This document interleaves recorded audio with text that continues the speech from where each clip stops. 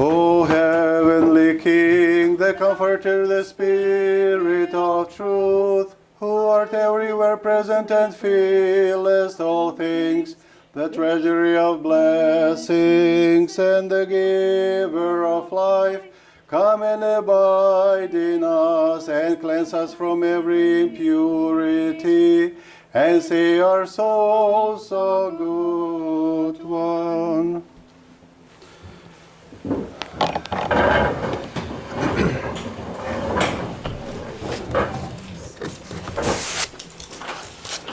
Just a brief information about how we're going to go with our catechetical classes with Father Ivan Shandra.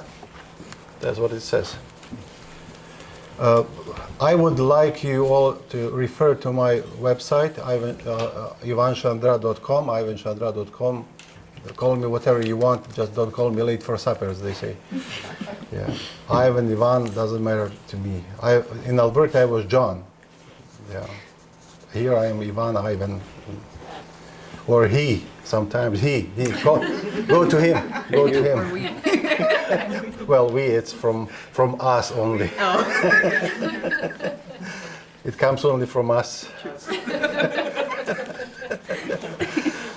You were joking about we, yeah. But anyway, we're going. You have an outline, right, of the schedule and the outline of our classes. So you're free to come at all classes that are there, or you just pick ones that you are interested in. Quite all right with me, because everybody's busy nowadays. I am recording it. And why am I recording and not just make a live stream? Well, sometimes we share here some personal information, and I don't want us to feel awkward afterwards when somebody sees it and then they come to us and tell us, look what you said there, right? So what I usually do, I usually edit it after, tomorrow probably. And I just cut out all, any personal information or anything that I don't like, right? I will just cut it out. I want to explain myself why I started these catechetical classes with the Beatitudes. And the outline of the classes that you have, or you can go to my website and click on the menu classes and it'll open for you, is somewhat different from what usually is given at this kind of classes. It doesn't come from, that outline doesn't come from what the church officials expect of me doing, right? It comes from my experience as a parish priest. For 32 years I've been kind of working with people and doing all kinds of interesting projects together. And from all those questions and how they were, the way they were asked, and the way what those people wanted to know, that's how I put the outline for our classes, so or the topics of our classes. So this is how it goes. But if you have any questions, you're free to ask. Don't worry. We will not chase you away from our table of good offerings, right? We will just answer your questions, or just say, I didn't hear what you said. That's it. So either or. So why the Beatitudes? The thing is that Beatitudes will help us a lot during the whole series, during the whole year of our classes, right? Because we're going to have 20, I hope, God's willing, and then if we have good health to continue with it, we'll have 20 classes. But I will refer to the Beatitudes almost at every class that we are going to have. The thing is that the Beatitudes are the direct words of Jesus Christ, who is the Son of God, as we believe, right? And those Beatitudes, I will read them right away, and I will explain what they are, and where you can find them. You will know everything. They are not just the words of Jesus Christ, what he said. Those are the words who Jesus Christ actually is. So that's very important to understand. And since our classes are going to be, the projection of the Orthodox faith upon our time, and how we believe and what we believe in, and how we see God and Christ and our salvation and everything else that is in the list of those themes for our classes, you will see how important it is to know the Beatitudes and to know what they mean, because they will elevate our knowledge about God 100%. You will see that, especially if you read the Bible at home, I assume you do. When you read the Bible at home, especially the Old Testament, right? And you read when it says God is so strict and He punishes and He kills and He just destroys the entire nations and everything like that.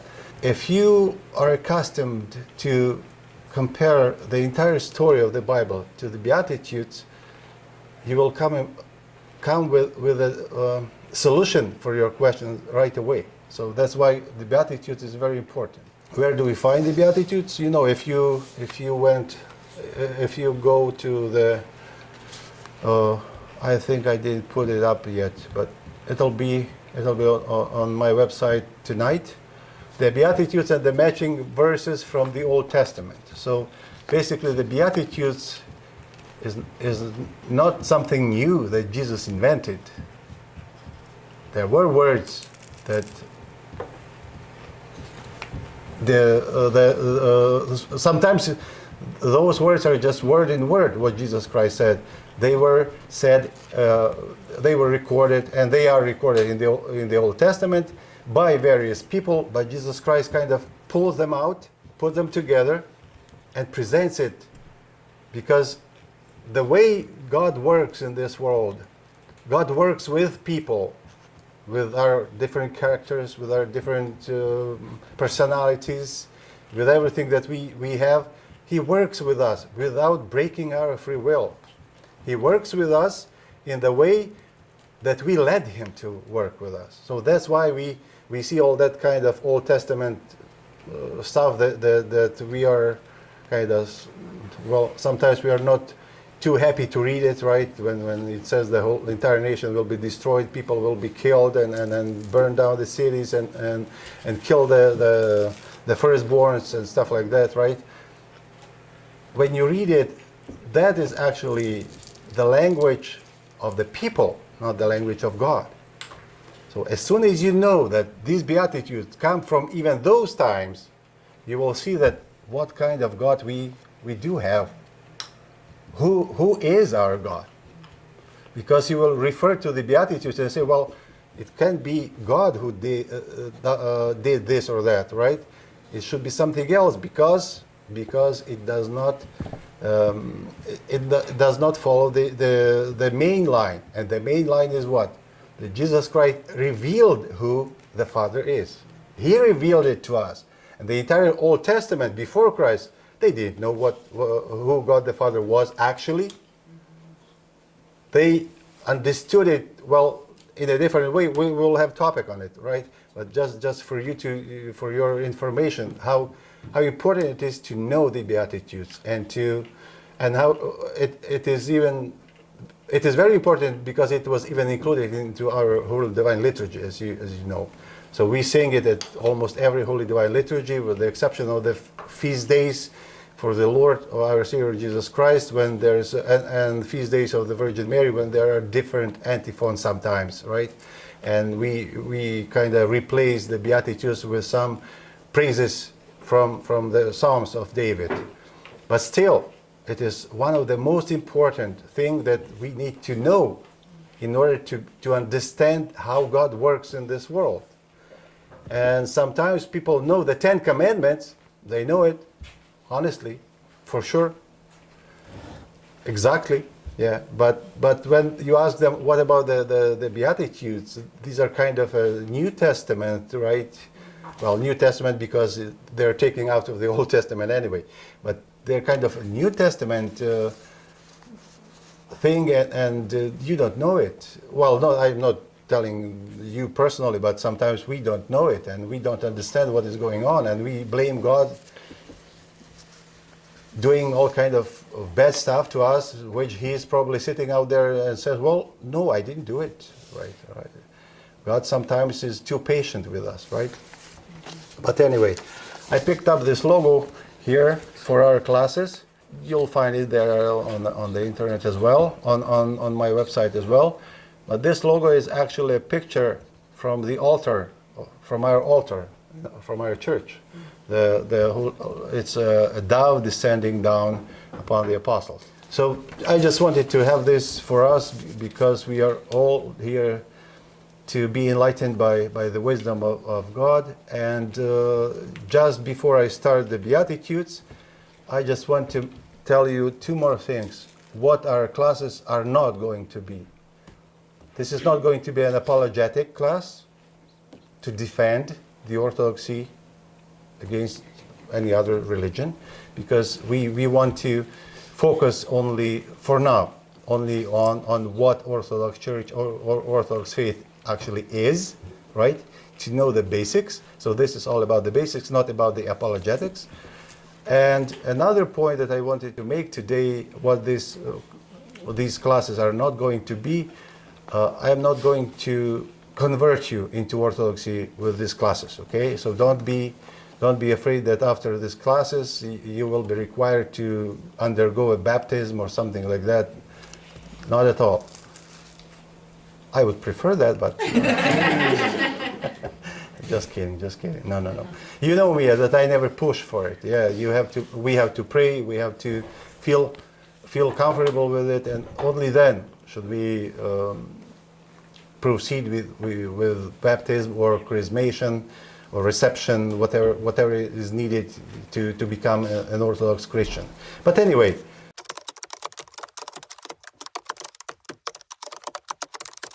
I am blessed that so many people showed up, and let's start with the Beatitudes. If you have the Bible at home, not necessarily here, but at home, and you open Matthew chapter 5, it's right there. Pardon me? Matthew 5, verse 1. Yeah. I'm going to read the Beatitudes, how they go. I'm using Matthew chapter 5, I'm using our well-known by Corey and all of us Orthodox Study Bible, right? Whatever the Orthodox Study Bible says, Corey tells us, right? Thank God for Corey. Yeah. Actually, his Christian name is John. Yeah, so when you pray for him, well, God knows his name, of course, but I think you should know this. His Christian name is John. And seeing the multitudes, he went up on a mountain, and when he was seated, his disciples came to him. Then he opened his mouth and taught them, saying, well, I prefer to pronounce it blessed instead of blessed. I am old school, yeah? What's the version of that that you're reading? This is a New King James Version. Blessed are the poor in spirit, for theirs is the kingdom of heaven.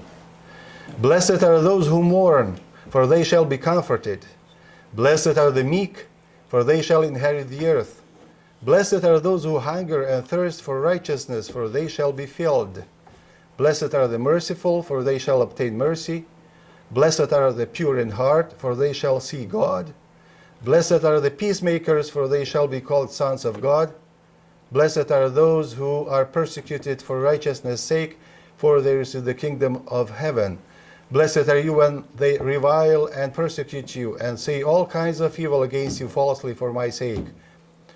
And I would add the 12th verse as well.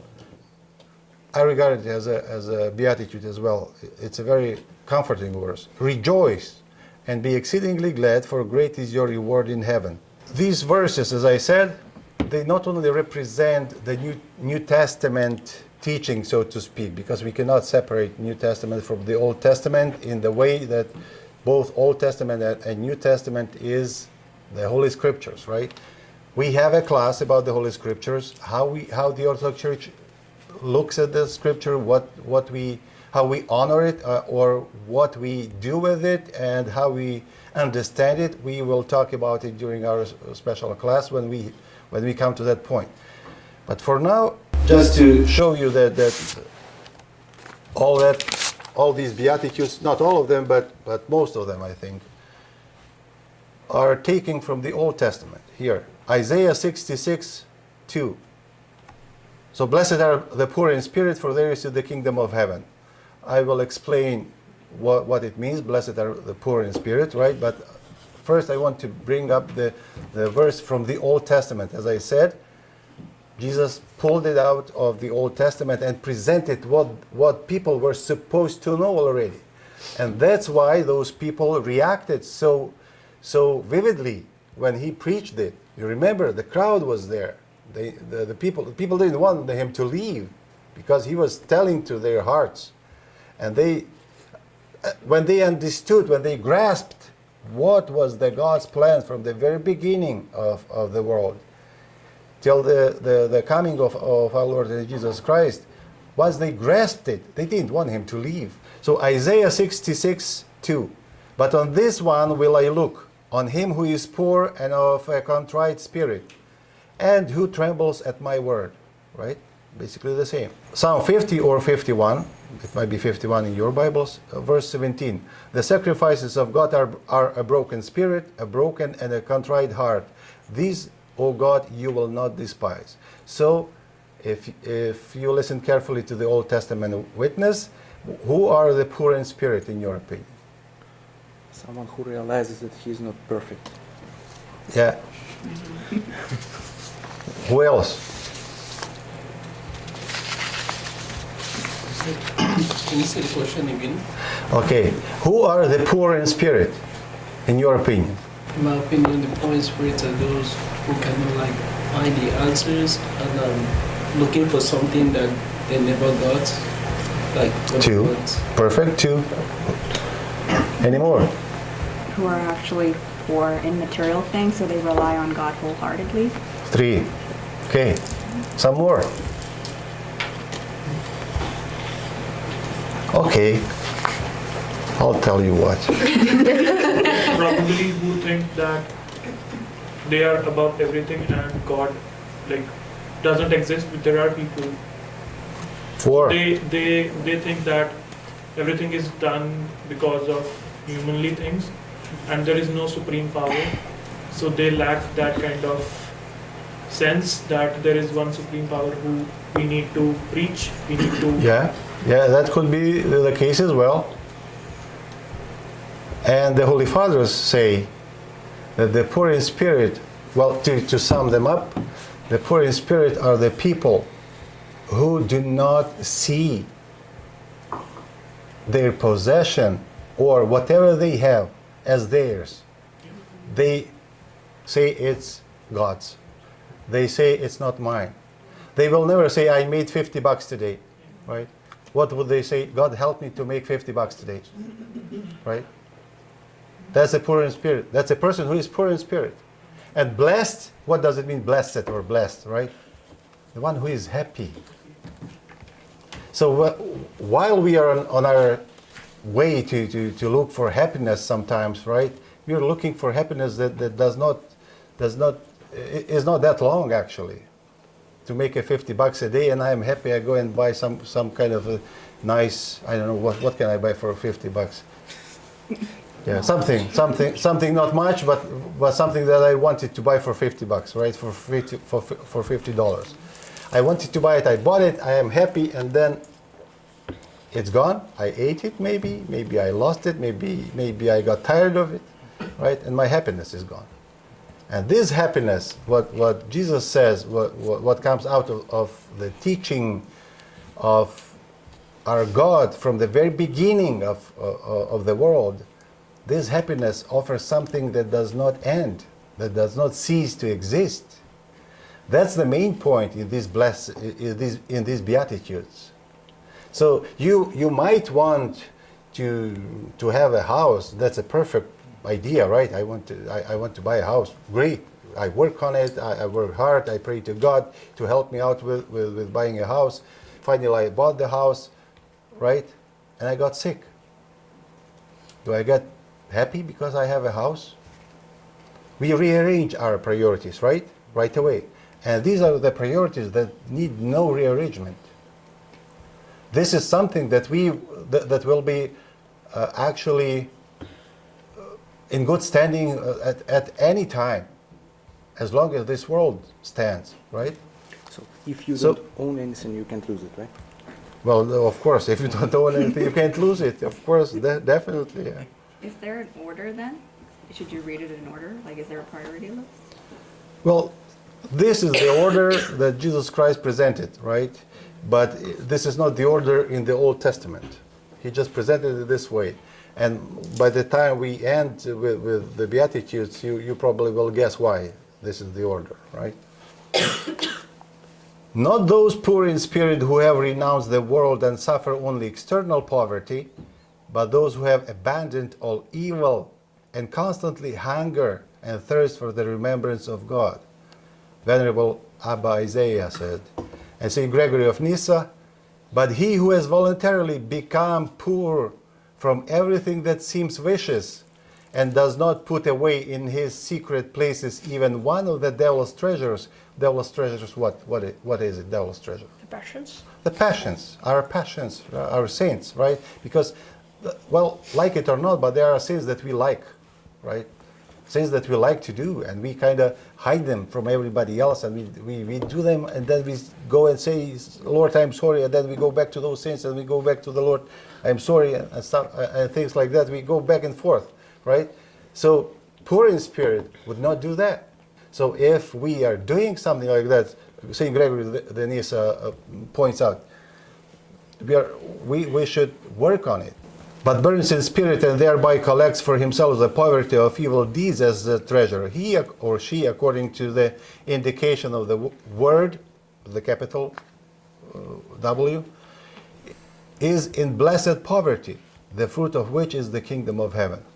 Blessed are the poor in spirit, for theirs is the kingdom of heaven, right?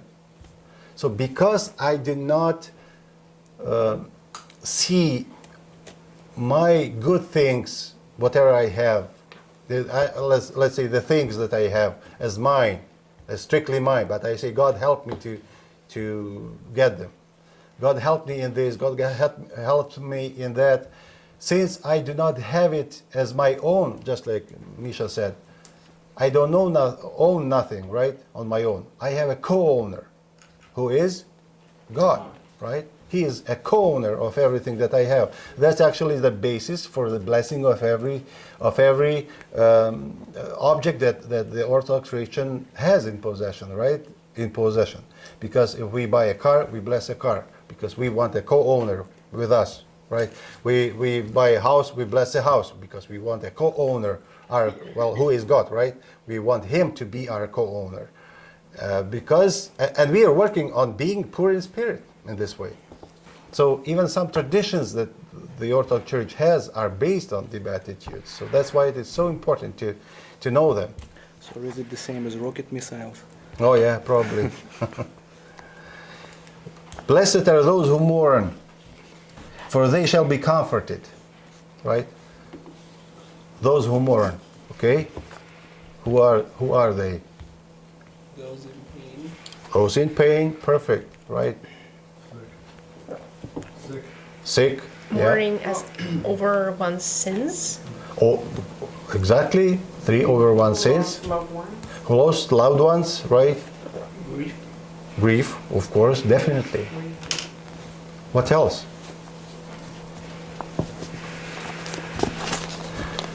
Over the world. Well, yes, could be. Yeah, there's lots of people that are mourning over that. Yeah. Venerable Simeon, the new theologian, wrote the best, I think, and I just don't want you to wait too long. I have his quote here. If a faithful man, always heeding the commandments of God, doing all that they require, thinks about their height, that is, about the blameless life and purity which they depict, he examining his measure. I love this style of his writing. Yeah, Simeon, the new theologian, he wrote such a long prayers. Just pay attention to the prayers when you read prayers before the receiving Holy Communion, which you will guess right away. The longest one is so in Simeon. Yeah. His writing is very interesting. But examining his measure, will find himself extremely weak and powerless to reach the height of the commandments will find that he is completely poor and unworthy to accept God or to thank Him and glorify Him, since he has not yet acquired any good in himself. But such a man, so basically what Saint Simeon the New Theologian says, that those who mourn, blessed are those who mourn, for they shall be comforted, are those who mourn over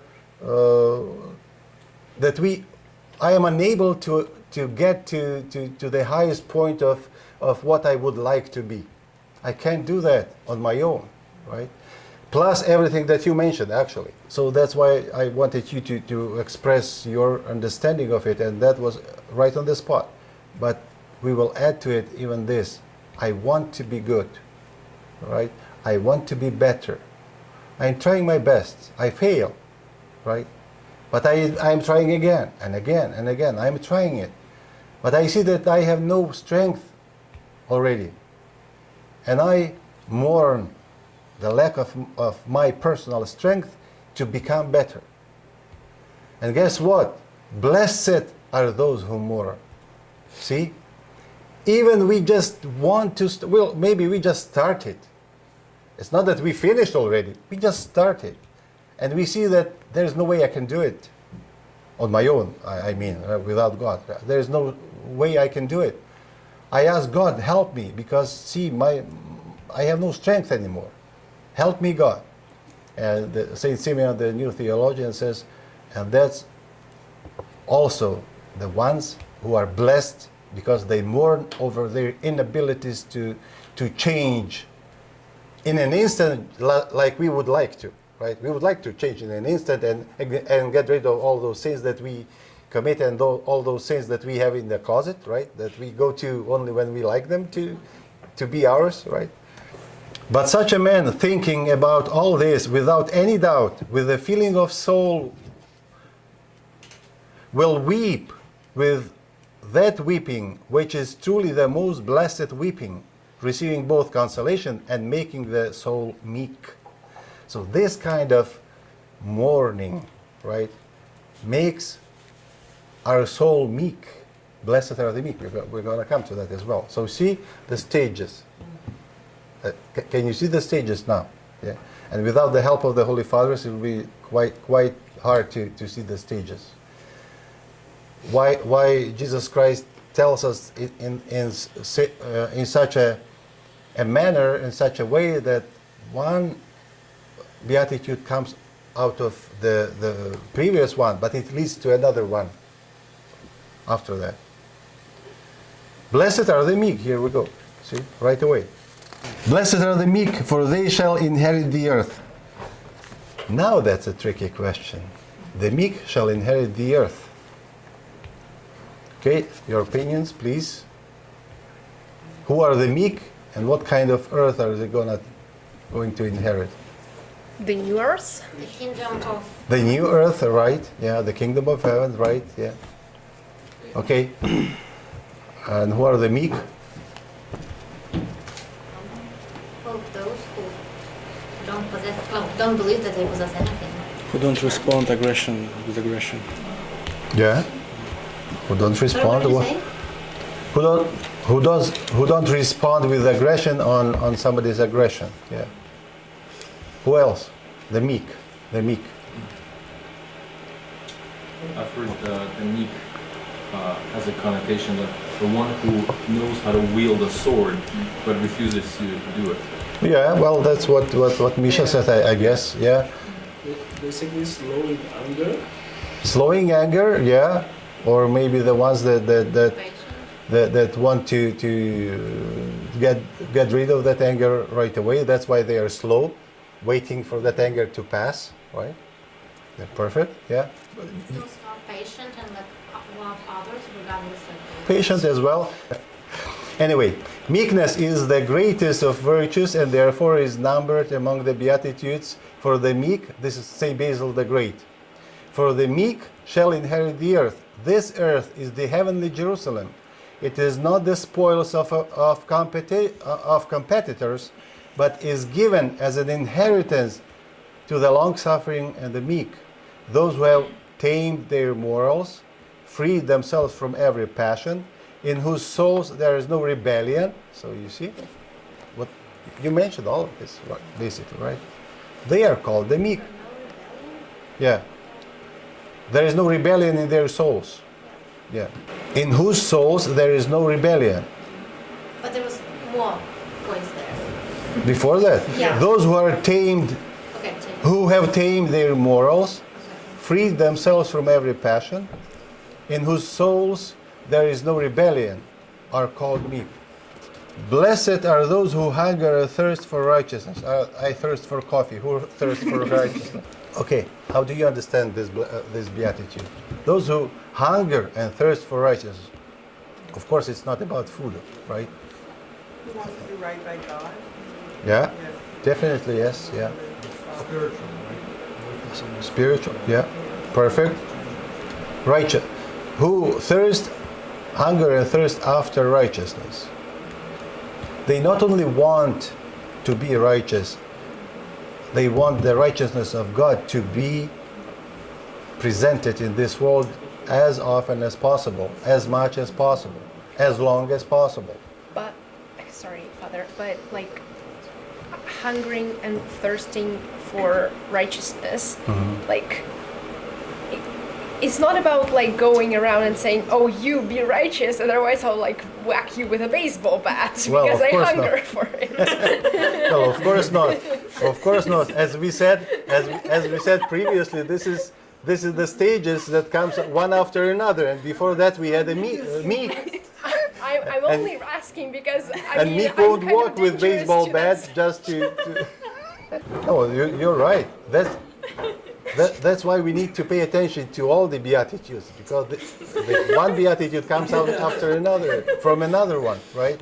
And if we want to hunger after righteousness and thirst after righteousness in a bad way, of course, it's not the way of the Lord. It's not the way of God, of course not. But the concept of truth, Saint Gregory of Nyssa, the concept of truth is incompatible with all that is bad. Is incompatible. And therefore it embraces all good, and good is everything that is considered virtue. Therefore, by the name of truth, for whom the word blesses those who hunger and thirst for it, promising them the fulfillment of their desires, every virtue is designated here. So basically the people that try to improve their lives, they do virtue, they're virtuous, become virtuous people, right? They put away all vices and all the sins that we commit. Basically, those people are those who hunger for righteousness. Why? Because the more of us does the righteous thing, the more of righteousness of God will be presented into this world, right? Or evident in this world. Blessed are the merciful, for they shall obtain mercy. Yeah, this is the hardest, I think. Yeah, because it's very hard to be merciful to someone who wishes harm to you, to your especially to your family. So, being merciful, I'll just read the quote from Saint Isaac the Syrian. He is merciful, who in his thoughts, I'm sorry about this, the Holy Fathers only say he, not she, because, well, they mostly spoke to their, well, novices who were in their monasteries, the young men. That's why it's all. Sorry, I didn't see you raise your I hand. have a question. Like, so let's say somebody did you wrong, right? But you don't have anger towards them, but you feel bad for yourself. It's like, I won't say it's grief, but like you feel that you did wrong to yourself. So like a direct person, like doing wrong to you, but you feel like you can't forgive yourself. You know what? There's lots of things like that happen to us in our during our lifetime, but over the course of our lifetime, as we get more experienced, I would say, in our Christian life, it is more and more. It is much easier later on to deal with it, right? Later on, that's why it is important in every deed that we do ask God as your companion, ask the Lord as your companion. Because if you feel like I failed myself at this point, right, because I didn't do something back, right, or maybe I provoked someone, and I ask God to be with me at that moment, then I know that God might save me from something even worse that could have happened to me if I responded, right? So actually, that's why we are blessed, and I think we're going to get to the point of peacemakers, right? Where the Beatitudes of peacemakers, blessed are the peacemakers, because they kind of take it upon themselves, and they do not respond with the same power, or they do not, well, smash back, or like they say, but they take it upon themselves, and they go through this suffering, inner suffering, and instability of all those thoughts that come to our mind. And yet we put at that very moment, if we learn at that very moment, put our trust on God and say, well, God, I believe that you will take me through it, and as my companion, you will just take me through it, and you will lead me to the blessed point where I will be able to rejoice. That's why I said I include into the Beatitude the 12th verse, rejoice and be exceedingly glad, for great is your reward in heaven, right? It is important for us to know these things, that God is always with us. When we are Christians, when we dedicate our lives to Christ, He is ours, we are His. Yeah. As many as have been baptized into Christ have put on Christ, we sing, right? I explained already that we wear Christ, we put Him on, right? That's why we put the white robe after the baptism right away. It represents the cleanness, the pureness of Christ, that we put Him on. And this is important to know for us, and good thing that you brought it up, yeah. So now compare to the quote from St. Isaac. Compare your thoughts and your words. He is merciful, who in his thoughts does not distinguish one from another, but has mercy on all. So if you have mercy on that person that, well, or persons that come at you and they want you bad, right, do bad things to you, or did bad things to you, and you find this power in yourself, that you are able to have mercy on them and on yourself, on all, right? Then you are blessed. Then you will feel happiness. You will feel that this is what I am here for, to feel this happiness that God gives to me not because I am the best of the best, right? But because maybe I feel like I failed something, but I have mercy upon the person that did me something bad to me, and I feel mercy upon myself as well. So I do not scourge myself that you are the bad person, right? You're not the one that is suitable for everybody. You do not scourge yourself. You have mercy on yourself as well. Otherwise, it might end up not very nice, right? But see, basically your words. Just wanted a clarification. Yeah. Mercy of heart is revealed by the forgiveness of insults and offenses. Venerable Abba Isaiah. So that's why I said this is probably the hardest of all Beatitudes. Blessed are the merciful, because we don't know how to forgive. We don't know how to forgive the insults or offenses. We don't know, actually. We being as Christians, we don't know. We keep those offenses in our hearts for such a long time sometimes that it wears us off, but we still keep them. And the person who did it to us, he or she, they enjoy their life, and we are all walking weary and tired of stuff, of things. But Father, if you're like plagued with, just not forgiving, and is it a day-to-day?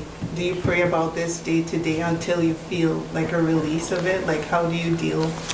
Okay, let me tell you what is forgiveness in the Orthodox tradition, in the Orthodox understanding. Do you know what forgiveness is in the Orthodox understanding? It's not to forget about what happened. It's not about forgetting.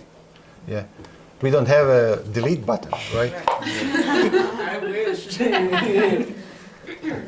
Yeah, well, it would be nice, right? Delete, and that's it. We are all good. Give it to the God, not to the God's judgment? Forgiveness is, from the Orthodox Christian perspective, is to be able to pray for the person who offended you, so that person comes to her senses. Yeah, that he or she, they've done something wrong. That's the forgiveness. When we are able, we make ourselves able to pray for the person who offended us, to pray for him or her. God, please let him or lead them to understanding that they've done wrong, so that they come to you and they ask for forgiveness from you, and we meet in the heavenly kingdom. That's what forgiveness is. Sometimes it's, you know what, I don't know, to bring up some examples from what I know from the parish life in my 30 years or so. Yeah, some really, really bad situations that happen to people. And then when you tell them this, that you pray for your offender, enemy, right? You pray for him. It doesn't make sense. But I'll tell you what, it doesn't make sense when you are all hot right away, right? It doesn't make sense. Right away, it doesn't make sense. And God does not ask you to do it right away. It's a process. Forgiveness is a process. It's not that, well, as I said, delete and that's it, we are done. Who are you? Oh, I don't know you. You hit me with a baseball. Yeah. A Christian love is to be able, the same thing as forgiveness, to be able to wish, at least to wish that person comes to his or her senses, repents, and has his or her chance of becoming a citizen of heavenly kingdom. It's not easy, but it's a process. If it's not easy right away, it might be, you might not even consider this right away, because you're all ready to hit back, right? But after some contemplation, after some thoughts, after some prayers, these kind of burning desires, they kind of come down slowly over time. And that's when you start working on it. Pure in heart, it's easy, right? Go to have a shower and you're done. It doesn't reach inside. Pardon me? It doesn't reach inside. No? Open your mouth.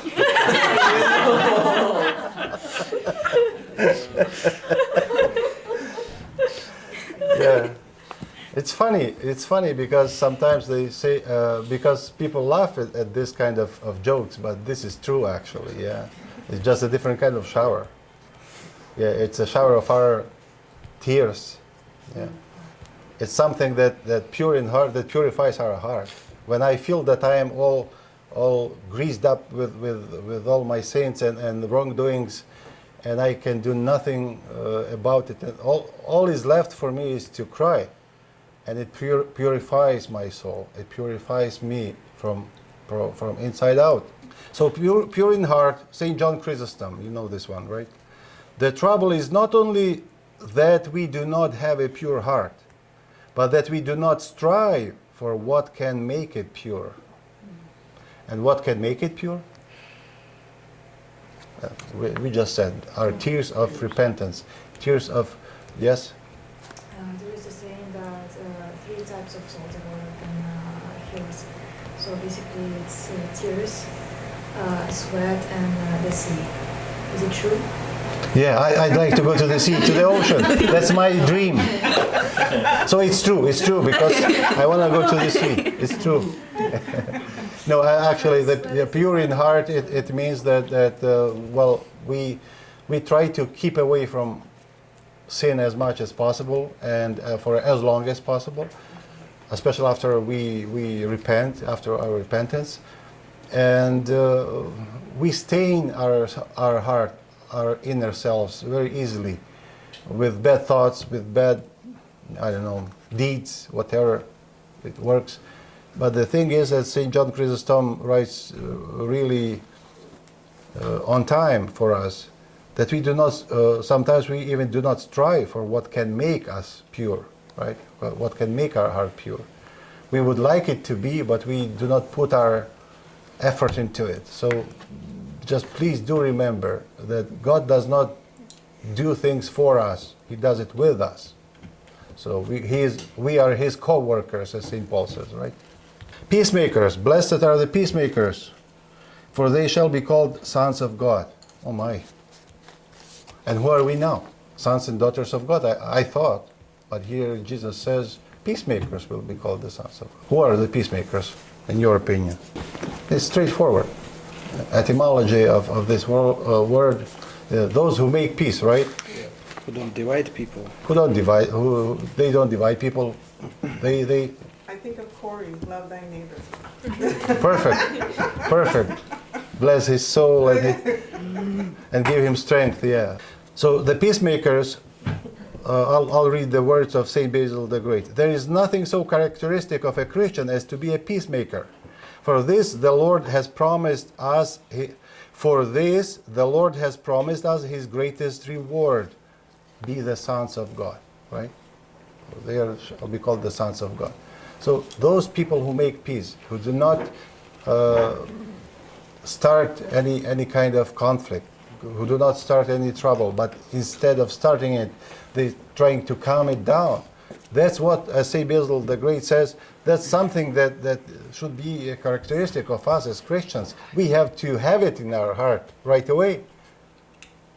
We should make peace, right? We should long for peace. We should not offend our brother or sister or anybody.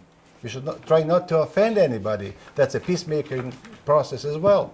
And the persecuted, blessed are those who are persecuted for righteousness' sake, for theirs is the kingdom of heaven. I would put together here. Oh, I forgot to bring up all the Old Testament things. Okay, you can download it from my website. Yeah, the true peacemakers, they are at peace themselves because they feel. It's not that they were promised and they know. They feel that they're sons and daughters of God, of course, right? It cannot be separated from those people, right? And in time of conflict, in times of wars, if someone wants to raise their voice and be a peacemaker, so they will be bold enough to say about it, and not to be. They won't be too concerned about what others say, because they cannot hold their peacemaking thoughts inside. They just burst with this. My friends, it's not all these Beatitudes that we just went through. They're not something that we should think we can acquire right away in one moment. Yeah, this is our process. This is our time this is something that we need to work on, and that's why I basically wanted us to start with the Beatitudes, because it will help us to go through almost every single topic of ours. We will go back to the Beatitudes many times. Blessed are you when blessed. Okay, blessed are those who are persecuted for righteousness' sake, for theirs is the kingdom of heaven. Persecuted for righteousness' sake. Persecuted as Christians because you're Yeah, defending Christ. yeah. Yeah, but that's kind of like I think in the Old Testament. Oh no, it's the New Testament. Like if you're righteous, like the world will not love you because you're not one of them. Yeah, that's the case as well. But you remember we just talked about the righteous not so long ago, about their being righteous and bringing the righteousness of God into this. That's another point. We feel blessed, but others won't get rid of us. They're so jealous that we feel blessed, that we feel happy. The world, I shouldn't say they. The world is so, generally the world is so jealous at these blessed people that they won't get rid of them, and they persecute those people. They just drive them away. Basically, we want God's righteousness in this world. We not only proclaim God's righteousness, but we live as righteous people according to God's word. We live as righteous people, and that's why this world hates us. They don't like the people who are with God. So instead of playing a card of being a victim, yeah, what we should do? What should we do? Feel blessed. Instead of playing a card of a victim. Because the world hates us. And we have to wind up every parishioner of ours and go protest against every single, I don't know, law that is being accepted in this country or any country in the world. No, actually. Actually not. We have to do our own thing. We have to do our Christian thing. Right? That thing will make them... They will, I put it in nice words, jealous. They will hate this kind of lifestyle. Because Christianity is a lifestyle. It's not just a religion. It's a lifestyle. It's how we live. Basically, this is, blessed are you when they revile and persecute you and say all kinds of evil against you falsely for my sake. That's basically the same thing, right? But I just want to read a quote from St. John Chrysostom. Have you been insulted and reproached?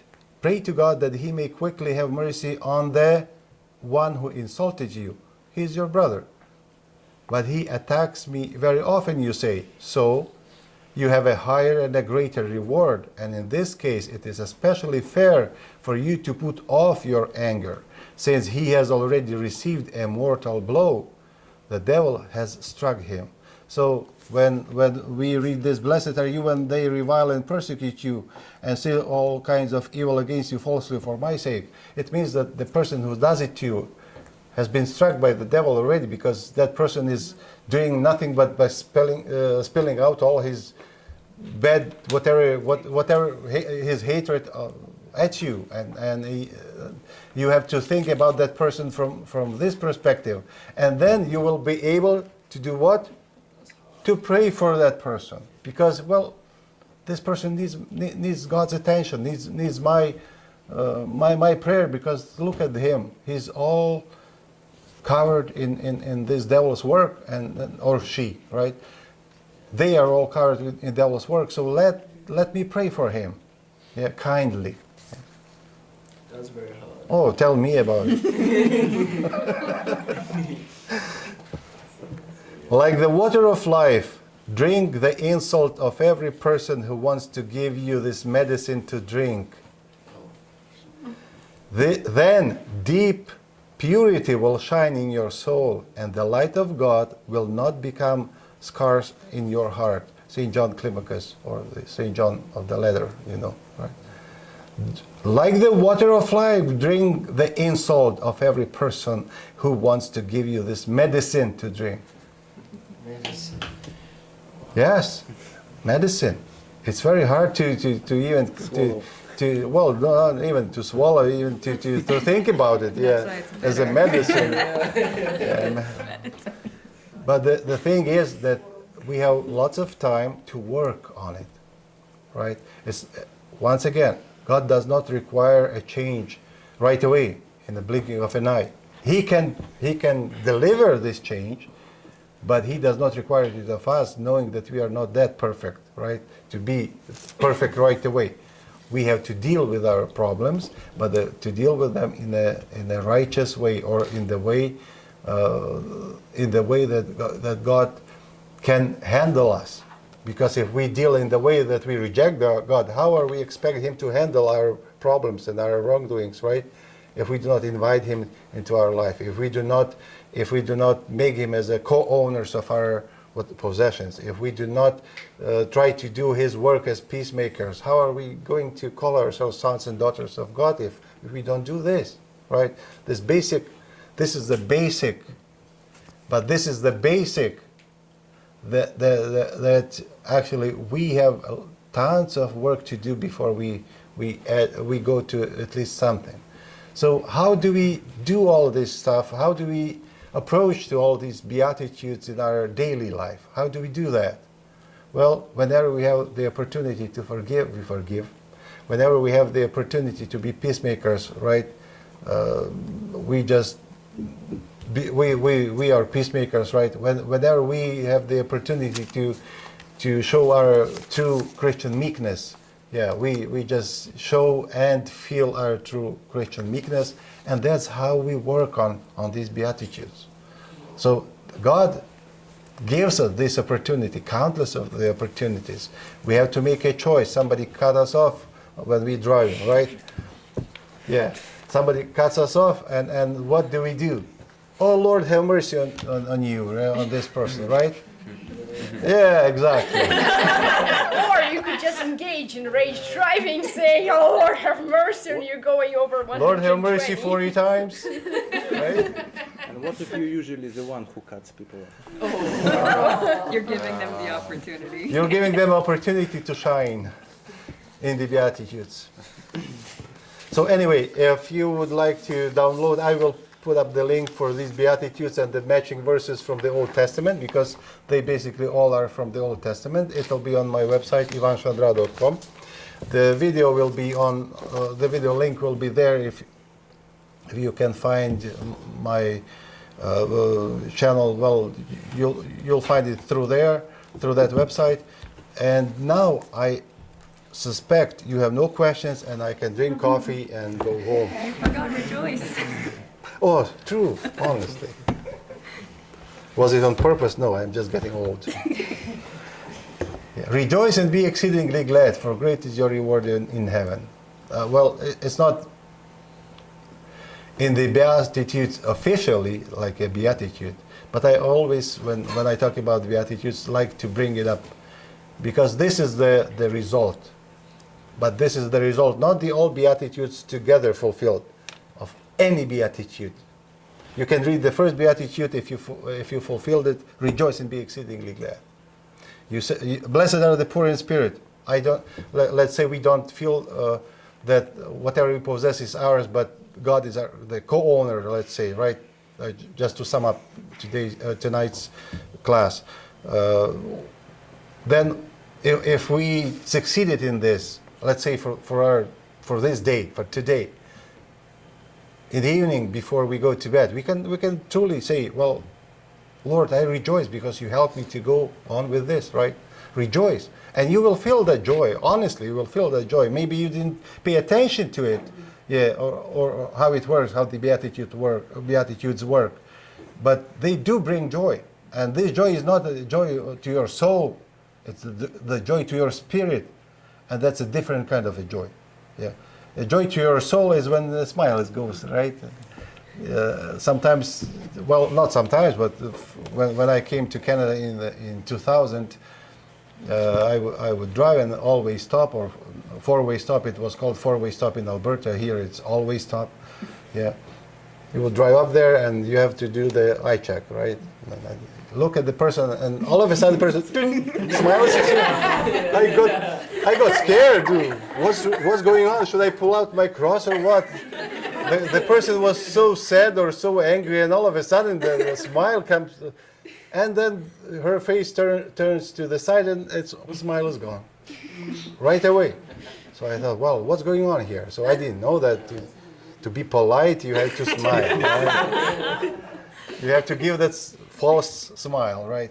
But this kind of joy, what the Beatitudes are finished with, it's of your spirit. Yes, please.